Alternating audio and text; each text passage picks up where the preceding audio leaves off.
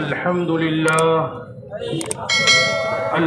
لله كفى وسلام على عباده الذين اصطفى اما بعد۔ دوستوں اور ساتھیوں، جمعیت علماء ہند کھجوری کی طرف سے آپ لوگ اس تپتی ہوئی دھوپ میں اور اپنے آپ کو جلا کر وقف ترمیمی بل کے خلاف یہاں اکٹھا ہوئے ہیں، یہ اس بات کی علامت ہے کہ اللہ رب العالمین نے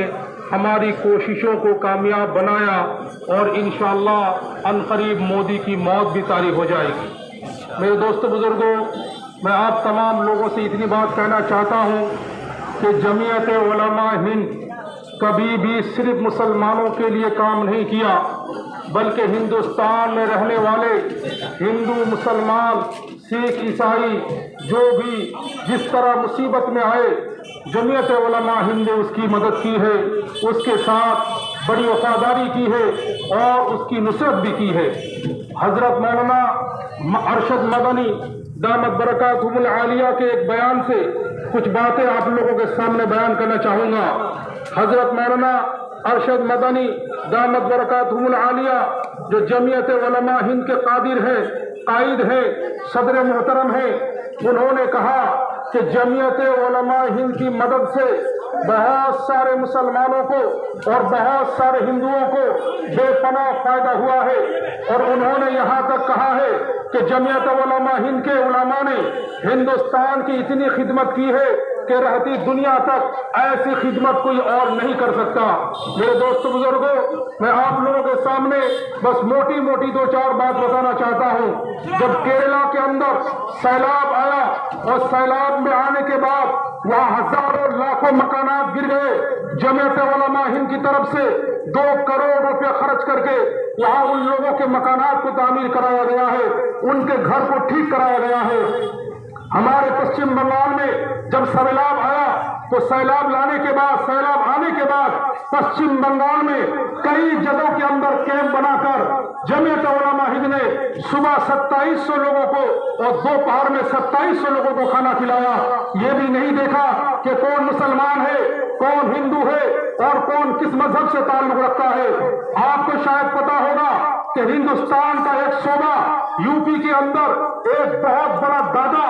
گنڈا قسم کا انسان کو آج شیطانوں نے مل کر اسے سی ایم بنا دیا ہے، جس کا نام ہے یوگی آدتیہ ناتھ۔ اس نے ایک قانون لگا تھا، بلڈوز کا قانون۔ میرے دوست بزرگوں، جمعیت علماء ہند نے دیکھا کہ اس طرح گھر کو توڑنے سے لوگوں کے اندر پریشانی ہو رہی ہے، لوگ گھر سے بے گھر ہو رہے ہیں، تو انہوں نے کہا کہ ٹھیک ہے، ہم یہ مقدمہ دائر کریں گے۔ سپریم کورٹ کے وکیلوں کے پاس مشورہ کیا، انہوں نے کہا کہ ٹھیک ہے، آپ مقدمہ دائر کیجئے، اور بہترین سے بہترین وکیل کو لے کر حضرت مولانا ارشد مدنی صاحب نے جمعیت علماء ہند کی طرف سے بلڈوز قانون کے خلاف آواز بلند کی ہے اور مسلمانوں کو کامیابی ملی ہے، جمعیت علماء ہند کو کامیابی ملی ہے، اور آج یوگی کا بابا بھی کسی مجرم کے گھر کو ڈھا نہیں سکتا، بلڈوز نہیں کر سکتا۔ اور تیسری بات میں آپ کو بتانا چاہتا ہوں کہ آسام کے اندر 47 لاکھ عورتیں ایسی تھی جن میں 24 لاکھ عورتیں مسلمان،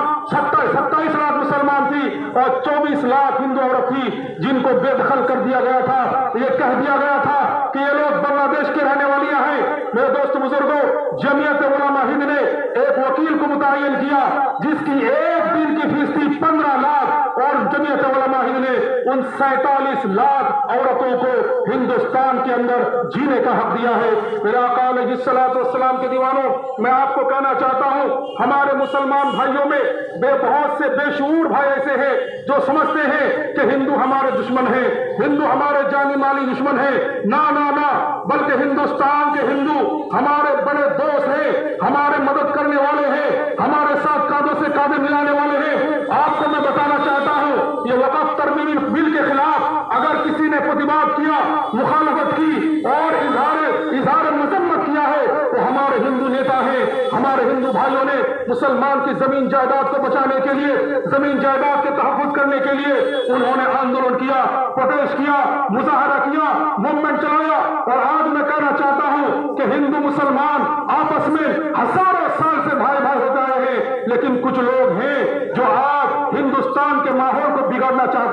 اور ان میں سب سے ٹاپ لسٹ میں ہے ہمارے پرائم منسٹر مسٹر موڈی۔ میرے دوستوں بزرگوں، آپ کو سنجیدگی کے ساتھ یہ بات بتانا چاہتا ہوں کہ ہمارے پرائم منسٹر اتنے گندے قسم کی راجنیتی کرتے ہیں اور اتنی گندی قسم کی سیاست کرتے ہیں۔ آج میں ان کو اس من کے ساتھ کہنا چاہتا ہوں کہ مسٹر موڈی، ہم نے آپ کو گجرات کی سیاست کا طریقہ بھی دیکھا ہے، اور جب سے آپ پرائم منسٹر بنے ہو تب سے آپ کی سیاست کا طریقہ ہم دیکھ رہے ہیں، اور آج ہم کہنا چاہتے ہیں کہ مسٹر موڈی، کل بھی ہم تمہاری سیاست کے طریقے کو تھوکنے تھے، آج بھی تھوک رہے ہیں، اور کسی دنیا تک تمہاری سیاست کو ہم تھوکتے رہیں گے۔ میرے دوستوں بزرگوں، اور اس ساتھ ساتھ ہمارے پشچم بنگال کا ایک بدبودار کیڑا شویندو ادھیکاری، میں کہنا چاہتا ہوں کہ شویندو ادھیکاری، تمہاری حیثیت مسلمانوں کے پاس، تمہاری حیثیت ہمارے ہندو بھائیوں کے پاس پیروں کے جوتے کے برابر بھی نہیں ہے۔